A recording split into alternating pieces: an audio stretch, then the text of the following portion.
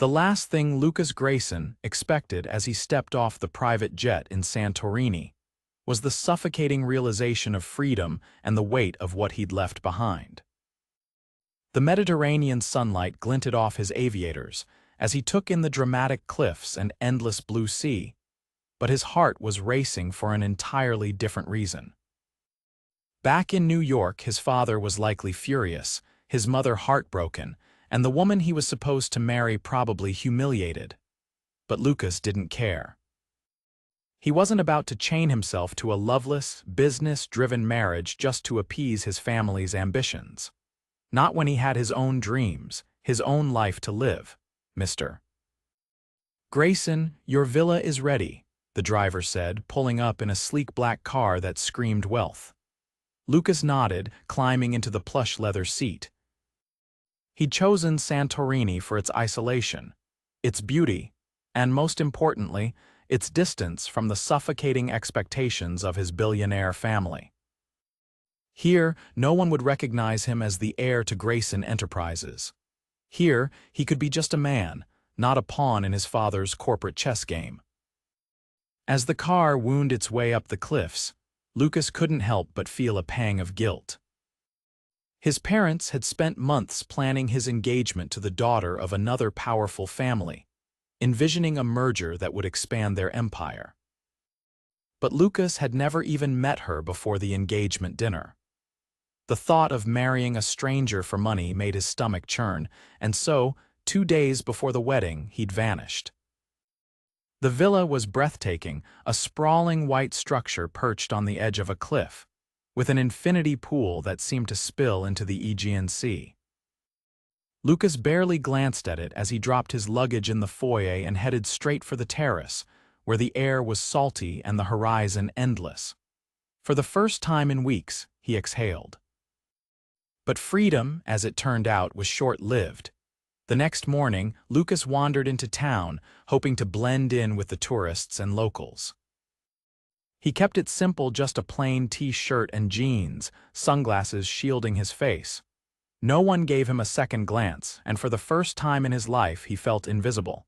It was exhilarating. And then he saw her. She was behind the counter of a small bookstore tucked into a cobblestone alley, her dark hair loosely tied back, a pencil tucked behind one ear. She wore a simple dress that fluttered in the breeze as she rearranged a stack of books, her soft hum barely audible over the chatter of tourists outside. Something about her was magnetic, completely unpolished and effortlessly real, a stark contrast to the women Lucas had grown up around, who wore designer labels like armor and spoke in calculated tones. He stepped inside, the bell above the door jingling softly. The scent of old paper and lavender filled the air, and Lucas felt an odd sense of calm. "Can I help you?" she asked, glancing up. Her eyes were a striking shade of green, bright and curious, and they locked onto his with an intensity that made his chest tighten. "I was just browsing," he replied, suddenly feeling foolish. He wasn't a reader, not really, but he couldn't bring himself to leave. "Well, let me know if you need recommendations," she said with a small smile, turning back to her task. "What's your favorite?" he blurted out, desperate to keep her talking. She paused, studying him for a moment. "Favorite book?" "That's like asking me to name a favorite star in the sky." "Then name one," he challenged, his lips curving into a grin. She hesitated, then pulled a worn paperback from the shelf. "This one." "The Alchemist. It's about chasing your destiny." Lucas took the book, his fingers brushing against hers for the briefest moment. "Sounds fitting." Her smile widened, and for a second, Lucas forgot why he'd come to Santorini in the first place. "I'm Isla, by the way," she said, extending her hand. "Lucas," he replied, shaking it. He almost added his last name out of habit, but stopped himself. Here, he wasn't Lucas Grayson, heir to a fortune. He was just Lucas. Over the next few days, Lucas found himself returning to the bookstore again and again, each time with a new excuse. He bought books he had no intention of reading, lingered longer than necessary, and even helped Isla rearrange displays when the shop was slow. He learned that she'd grown up on the island, that the bookstore had belonged to her late mother, and that she was fiercely independent, refusing to sell the shop despite offers from developers who wanted to turn the quaint alley into a luxury shopping district. "Why don't you sell?" Lucas asked one afternoon as they shared coffee on the shop's tiny balcony. Isla shrugged, her gaze fixed on the sea. "Because it's more than a shop, it's memories. It's home." Her words struck a chord in Lucas. He'd spent his whole life surrounded by luxury, yet he'd never had a place that felt like home. His family's Manhattan penthouse was pristine but cold, and their summer estates were nothing more than status symbols. Isla's world was small but full of meaning, and Lucas found himself drawn to it and to her in ways he couldn't explain, but he couldn't tell her the truth. Not yet. He couldn't risk shattering the fragile connection they were building. One evening, as they walked along the beach, Isla turned to him, her eyes searching. "Why are you really here, Lucas?" He hesitated, the weight of his secrets pressing down on him.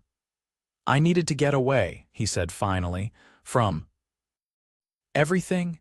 She studied him for a long moment, then nodded. "Well, whatever you're running from, I hope you find what you're looking for." Lucas didn't respond. How could he tell her that what he was starting to look for, what he was starting to want, was her? The waves crashed softly against the shore as Isla's words hung between them, unanswered. Lucas didn't know how to respond without unraveling the tightly wound secret he'd been carrying since the day he arrived in Santorini. So instead, he offered her a small, lingering smile, one that he hoped conveyed gratitude, even if it couldn't offer her clarity. Isla seemed to accept it, her gaze drifting back toward the horizon as though she could find the answers there. The days that followed were a blur of shared moments, each one drawing Lucas deeper into Isla's world. He found himself craving her company, the sound of her laugh, the way her eyes lit up when she talked about the things that mattered to her, her shop, the island, her dreams of someday traveling beyond the shores of Santorini. She was unlike anyone he'd ever met, so unpretentious and real, and he couldn't help but wonder what she saw in him. Did she see the man he was pretending to be, or could she sense the weight of the life he'd left behind? But the illusion of simplicity couldn't last forever. It was a balmy evening when Lucas found himself at a local taverna with Isla. She'd insisted on treating him to a traditional dinner, refusing to let him pay after he'd joked that he was terrible at cooking and owed her a proper meal to make up for it. The restaurant was small and cozy, with string lights draped across the outdoor patio and the scent of grilled seafood wafting through the air. A local musician strummed a bouzouki in the corner, his soulful melodies blending seamlessly with the laughter and chatter of the other diners. "You're surprisingly good at blending in," Isla teased as she poured them both a glass of ouzo. "If I didn't know any better, I'd think you've been living here your whole life." Lucas smirked, raising his glass to hers. "Maybe I'm just a quick learner. Or maybe you're hiding something," she said playfully, though there was a flicker of curiosity in her eyes that made Lucas shift uncomfortably in his seat. "Everyone's hiding something," he countered, his tone lighter than he felt. Isla tilted her head, studying him. "Maybe.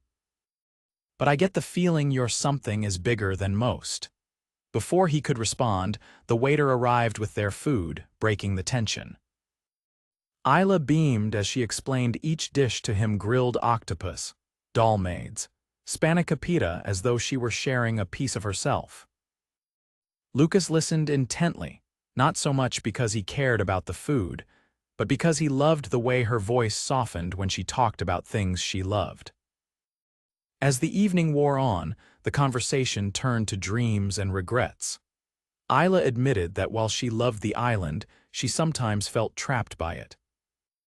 "I've always wanted to see the world," she confessed, her fingers tracing the rim of her glass. "Paris, Tokyo, New York, but the shop, it's all I have left of my mother." Selling it would feel like losing her all over again. Lucas's chest tightened at her words. He wanted to tell her that New York wasn't as glamorous as she imagined, that it was cold and ruthless, and that people like her would be swallowed whole by its greed. But he didn't.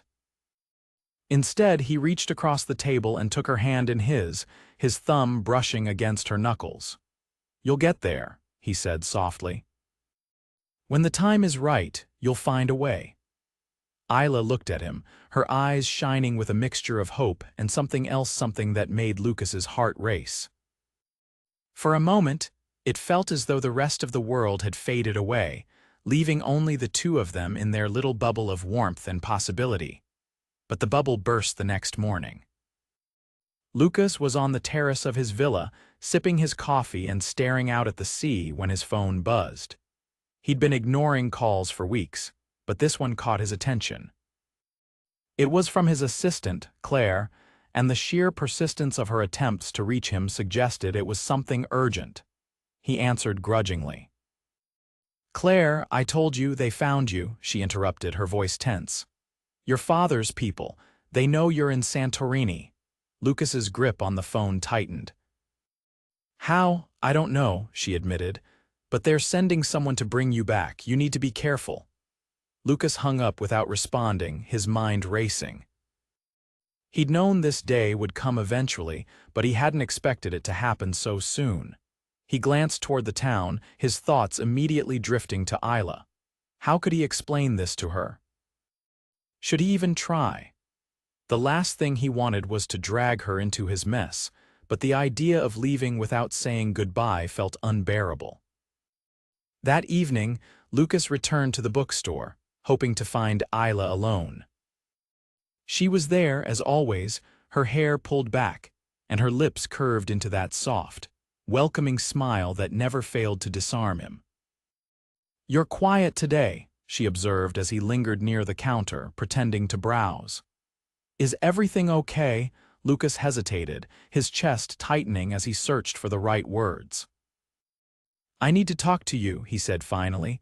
Isla's smile faltered, concern flickering across her face. "What's wrong?" He glanced around the shop, ensuring they were alone before leaning in closer. "I haven't been entirely honest with you," her brows furrowed. "What do you mean?" "I'm not who you think I am," he admitted, his voice barely above a whisper. "Back home, my life is complicated. My family is complicated." Isla's expression softened, but there was a trace of confusion in her eyes. "Lucas, everyone has a past. Whatever it is, it doesn't change who you are now." "You don't understand," he said, running a hand through his hair. "I didn't come here just to escape. I came here because I had to. Because if I stayed, I'd be trapped in a life I didn't want." "Trapped how?" she asked, her voice gentle but insistent. Lucas hesitated, the weight of his secret pressing down on him.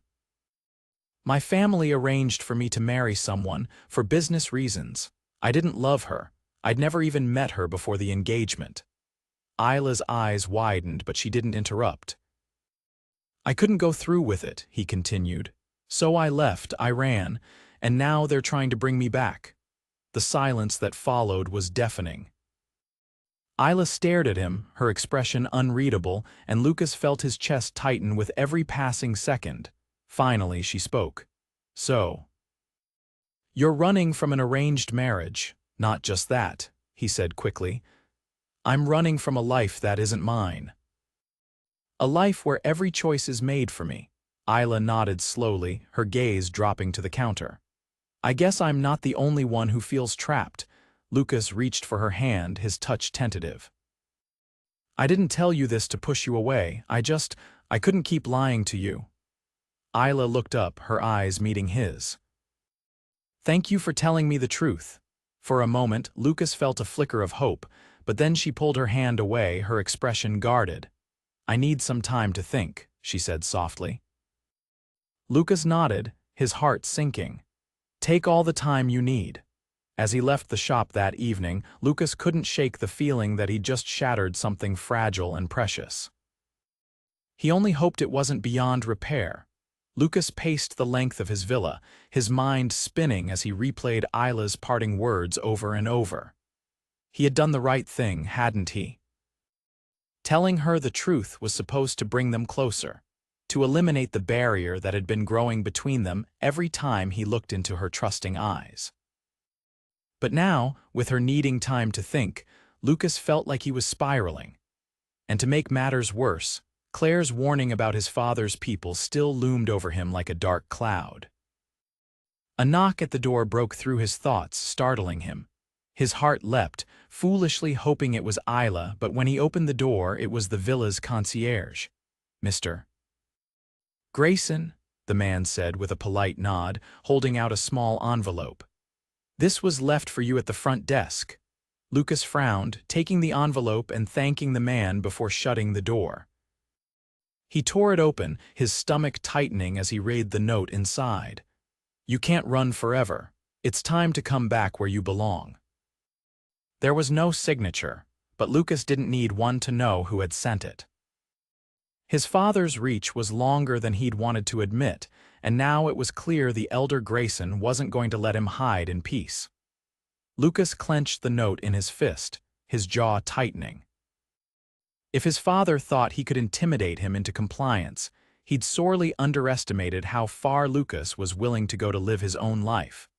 But this wasn't just about Lucas anymore. Isla's face flashed in his mind, her warm smile, the way she'd looked at him with something so close to trust. He couldn't let his father's shadow touch her, not when she'd already been through so much. He had to figure out a way to protect her without dragging her into his world. The answer came to him that evening, as he stood on the villa's terrace staring out at the sea. If he couldn't beat his father's influence from here, he'd have to confront it head-on. But first, there was one person he needed to see. The bookstore was closed when Lucas arrived, the lights off and the door locked.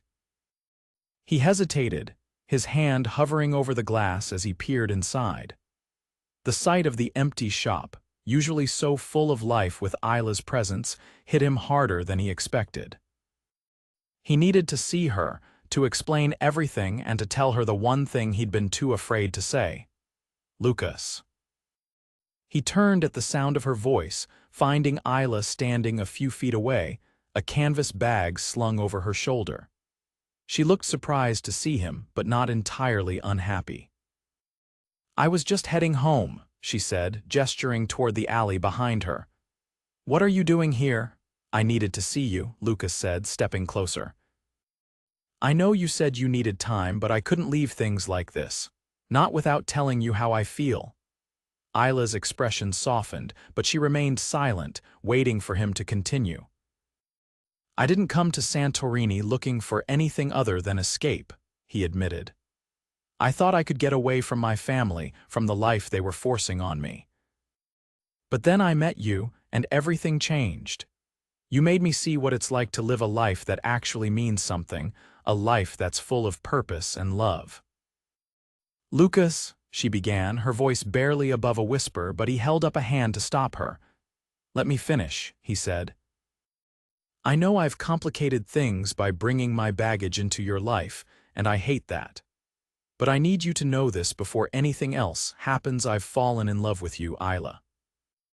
I didn't expect it, and I certainly didn't plan for it, but it's the truth." Her eyes widened, and for a moment, Lucas thought he'd overstepped. But then she took a step closer, her bag slipping from her shoulder and landing on the ground between them. "You love me?" she asked, her voice trembling slightly. "I do," he said without hesitation. "And I want to be with you, Isla, but I need to make sure you're safe first. My father, he won't stop until he gets what he wants, and right now, that means dragging me back to New York. I can't let him use you as leverage. Lucas, I'm not afraid of your father," she said, her voice firm despite the tears welling in her eyes. "But I am afraid of losing you. If you leave now, how do I know you'll come back? Because I can't imagine my life without you," he said, reaching out to cup her face in his hands. "I'm going to fix this, Isla. I'll make sure my father understands that I'm not going back to the life he wants for me. But once I do, I want to come back here to you." Her gaze searched his, and whatever she saw there must have convinced her because she nodded. "Okay," she said softly, "but promise me one thing. Anything." "Promise me you won't let him take away the man you've become here," she said. "The man I fell in love with." Lucas's breath hitched, his heart swelling at her words. "I promise," he said, leaning down to capture her lips in a kiss that was both fierce and tender. It was a promise sealed in the only way he knew how, with every ounce of love he felt for her. When they pulled apart, Isla rested her forehead against his. "Come back to me," she whispered. "I will," he vowed. "And when I do, I'll prove to you just how much you mean to me." Lucas's departure from Santorini was as quiet as his arrival had been. He left a note for Isla at the bookstore, promising again that he would return as soon as he could. The flight back to New York was tense, his mind racing with thoughts of how he would confront his father. But one thing kept him grounded: it wasn't just about standing up for himself anymore. It was about fighting for the life he wanted, the life he had glimpsed with Isla. The confrontation with his father was explosive, as Lucas had expected. The elder Grayson was livid at his son's defiance, accusing him of jeopardizing the family's reputation and business. But Lucas stood his ground, refusing to be bullied into submission. "This isn't just about me anymore," Lucas said firmly. "I've found someone who makes me want to be a better man, and I won't let you or anyone else take that away from me." His father scoffed, but Lucas didn't waver. He laid out his terms clearly. He would continue to support the family business, but only on his own terms. The arranged marriage was off the table, and any further attempts to control his life would result in him walking away entirely. It wasn't an easy battle, but Lucas had something his father couldn't fight against: conviction. And when the dust finally settled, Lucas knew he had won. 2 weeks later, Lucas stepped off a plane in Santorini, his heart pounding with anticipation. He didn't call ahead or warn Isla of his return. He wanted to surprise her. With a bouquet of sunflowers in hand, he made his way to the bookstore, hoping against hope that she would be there. When he pushed open the door, the bell jingled softly, and Isla looked up from behind the counter. Her eyes widened in shock, and for a moment, neither of them moved. "You came back," she said finally, her voice barely above a whisper. "I told you I would," Lucas said, stepping closer, "and I brought these for you." He held out the flowers, his hands trembling slightly. Isla took them, her eyes shining with unshed tears. "You're really here." "I'm here," he said, reaching for her hand. "And I'm not going anywhere ever again." This time, when he kissed her, it was with the certainty that he was exactly where he was meant to be. 2 months later, the sun shone brightly over Santorini, casting a golden glow over the whitewashed buildings and the endless blue of the Aegean Sea. The island hummed with life as tourists meandered through the cobblestone streets, their laughter and chatter blending with the soft strumming of a street musician's guitar. But for Isla, the world outside barely existed. She was in the bookstore, rearranging the display of new arrivals when the doorbell jingled. She glanced up, expecting the usual a curious tourist or one of the locals stopping by for their weekly read. Instead, a deliveryman in a crisp white shirt and navy trousers stood holding an oversized box wrapped in white paper and tied with a navy ribbon. "Miss Isla Macris?" the man asked, consulting a clipboard. "That's me," Isla replied, stepping forward. "What's this?" "Delivery for you," he said with a polite smile, setting the box on the counter and handing her a small envelope along with it. Frowning, Isla accepted the envelope first and opened it. Inside was a handwritten note on thick, luxurious stationery. "For the woman who taught me to love, to dream, and to live again. I hope this reminds you that you've always deserved the world, and I'm going to spend the rest of my life making sure you have it. Yours, Lucas." Her heart skipped a beat, and her hands trembled slightly as she set the note down. She untied the ribbon and opened the box, gasping softly at what was inside. A stunning dress in a deep emerald green, its fabric shimmering as though it had been spun from sunlight and magic. Isla hesitated, running her fingers over the soft material before noticing another note tucked inside the box. "Wear this tonight. I'll be waiting for you at the Thalassa at 7. Isla's pulse quickened. The Thalassa was the most exclusive restaurant on the island, perched on a cliffside with breathtaking views of the sunset. She had never been not because she didn't want to, but because it was a place meant for fairy tales, for people with lives so far removed from hers that she didn't dare dream of stepping into their world. But Lucas had brought a piece of that world to her, and now she couldn't help but wonder what else he had planned. At precisely 7 o'clock, Isla stepped out of a taxi in front of the Thalassa. The emerald dress fit her perfectly, flowing elegantly around her as though it had been made just for her. Her hair was swept into a loose updo, and the silver earrings she wore, simple but striking, had belonged to her mother. She took a deep breath, nerves fluttering in her chest, and made her way inside. The hostess greeted her with a warm smile. "Miss Macris, right this way."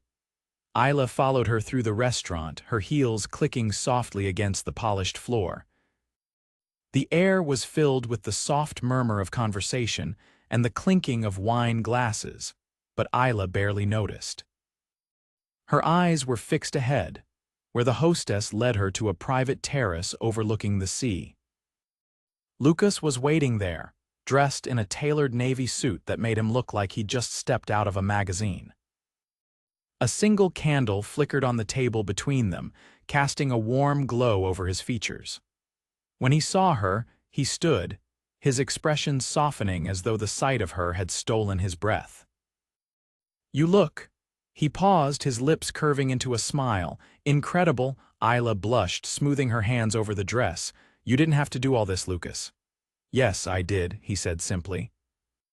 He stepped closer, taking her hand and pressing a soft kiss to her knuckles. "Because you deserve it.